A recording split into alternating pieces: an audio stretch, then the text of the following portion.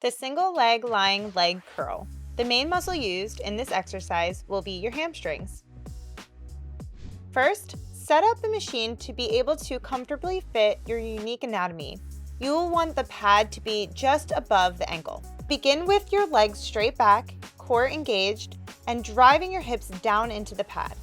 Curl the weight up and using control, lower it back down to the starting position. Throughout this exercise, be sure to keep your toes pointed up.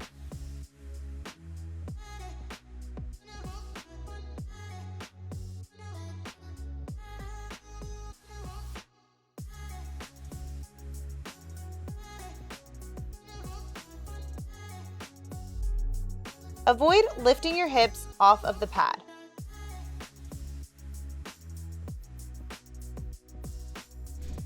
Avoid going too heavy that you need to use momentum to lift your legs up.